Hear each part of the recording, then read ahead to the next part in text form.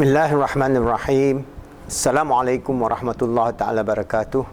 Alhamdulillah rabbil alamin. Wassalatu wassalamu ala ashrafil anbiya al-mursalin wa ala alihi wa sahbihi ajma'in.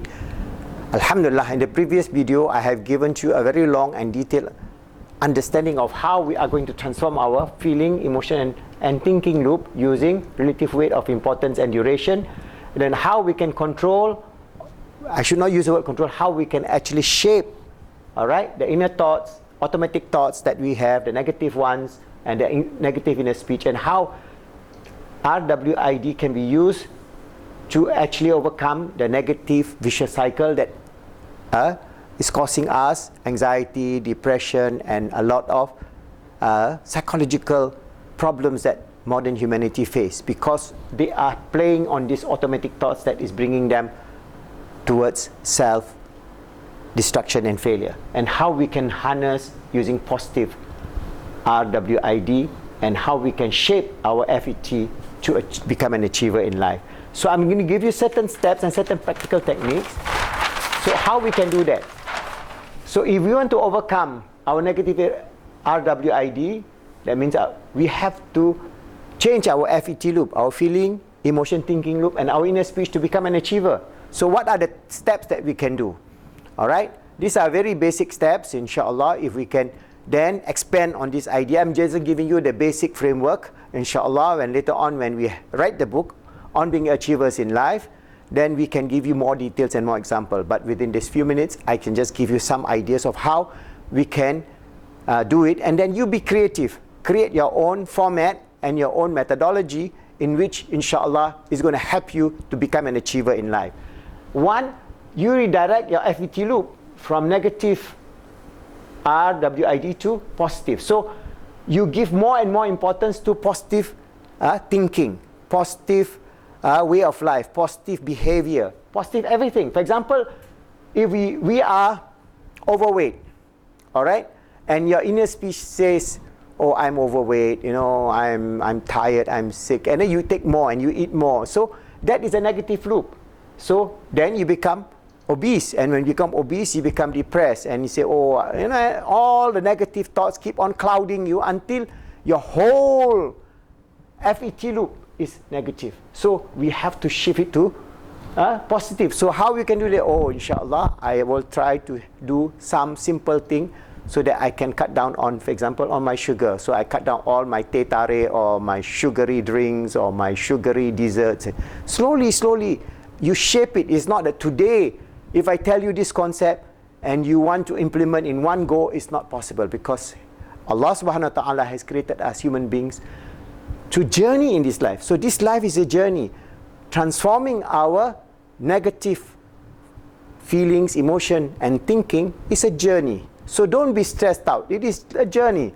You take it each day one step at a time, and inshallah over time it becomes a habit, a good habit, and that good habit then will lead you to become a successful person in overcoming your obesity or your weight problem or your health problem and so on, and then you go on a healthy diet and so on. There's so many ways of doing that. So redirect.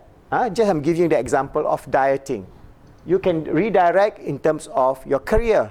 You can redirect in terms of your family life. You have a toxic family relationship with your family members. How are you going to overcome that? So it is not something that can be done or change or undone in a few days. It may take a whole process to rebuild your relationship. For example, with your spouse, where you have lost a sense of love, the sense of caring, sharing and so on. So you redirect.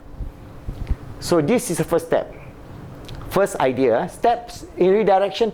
First, write down 3 things, positive actions, and read out aloud 3 times a day. So you can write down, okay, if you have a toxic relationship with your spouse, what are the 3 positive actions that I can do? Inshallah, for example, I'll greet her this morning and give her a kiss or something like that. Inshallah, okay, I will try to be more kind to her.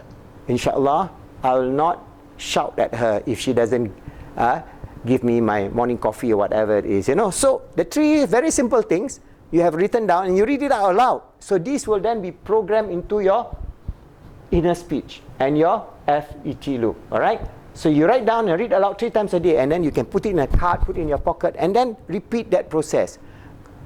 3 things that you do today, maybe tomorrow the same 3 things, the next day maybe add 1 more, remove 1, and so on. So every day you have 3 little simple steps to do that will then change your position from negative thinking to positive thinking.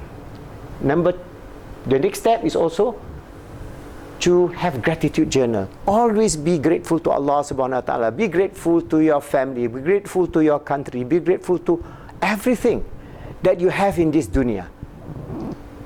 Your food, your clothing, your shelter, your wealth, your everything is all dependent on the grace and the mercy of Allah subhanahu wa ta'ala. So the first and foremost, always in our hearts, we always think of the gratitude to Allah subhanahu wa ta'ala. Yes, maybe we go through life, we go through up and down. The bumps could be very severe. For example, you may go through into a business where you may lose, you have all your wealth and living all your wealth and losing all your wealth in a very bad business deal, or in terms of economic turmoil and economic crisis and so on. So you may lose everything. But you can be negative to lament about that loss, or you can be positive, pick up the pieces and start all over again. And maybe Allah has a greater hikmah of not giving you that millions and millions of dollars, because Allah loves you.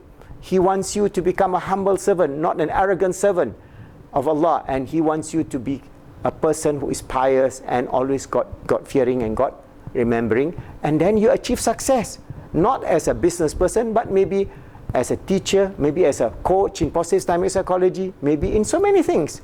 That is become a barakah. It become a wonderful thing, because you would not know the wisdom and the grace and the mercy of Allah subhanahu wa ta'ala. I can feel that because I've gone through life and I have seen many situations in which I perceive it as failure, but after 10 years, I realized that failure was a blessing in disguise. It was so important that Allah has shaped my life towards this direction of becoming a motivator, becoming a practitioner of positive psychology, taking up the task of writing the manuscript and the work of the late Professor Muhammad Mandi Jenkins as he passed on.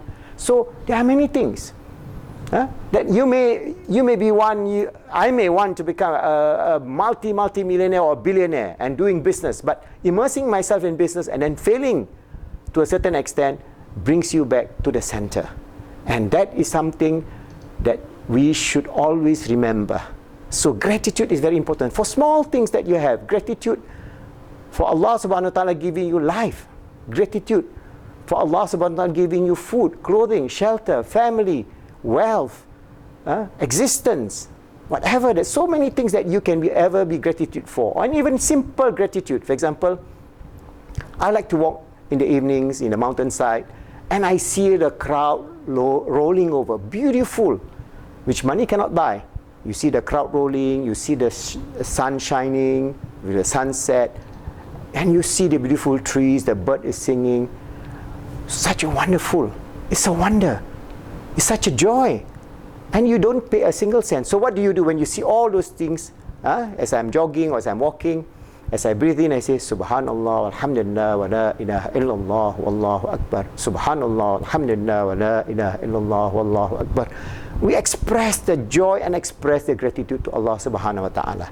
So try to imbue that little things, for little things that you get, which is of no cost, but it gives you the depth of the sense of your connection to your Creator, for you to become a true and sincere servant and His Khalifa on this earth. Alright, so that's a simple example. The third one is always remember the 3 principles of being the Khalifa of Allah. So you read this book, the chapter on being the Khalifa of Allah, you have 3 things only to do in life. Always strive to make yourself good, always help others to be good, and make this world good. That's it. Every day you imbue in your mind, what can I do? One simple thing that I strive to make myself good. So maybe if that day I have nothing much to do, I read a book.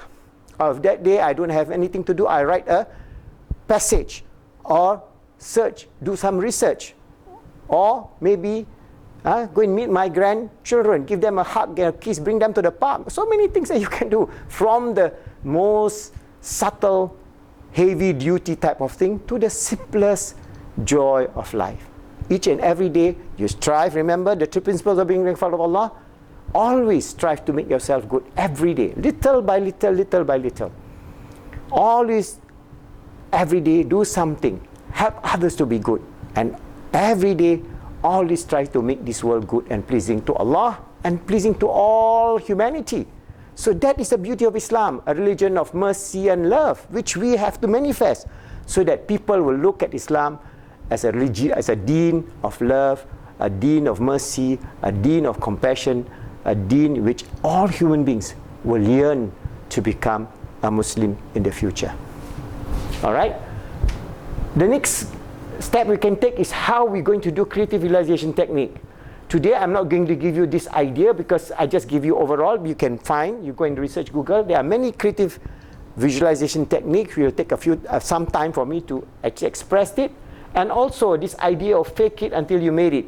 I do not like to use the word fake it, but actually Imam Ghazali says, if you want to imbue yourself with positive values, try to take the examples from other people and apply on your life. That means if you are not a scholar, then you want to become a scholar, then what you do? You got to go and study 1 book, 2 book, 3 book, then finally you become a scholar. So what Imam Ghazali is saying is that you must try to imbue that feelings that you are a scholar, because you are a scholar right now. You feel that inshallah you can be a scholar, you have the potential to be a scholar. So what you do?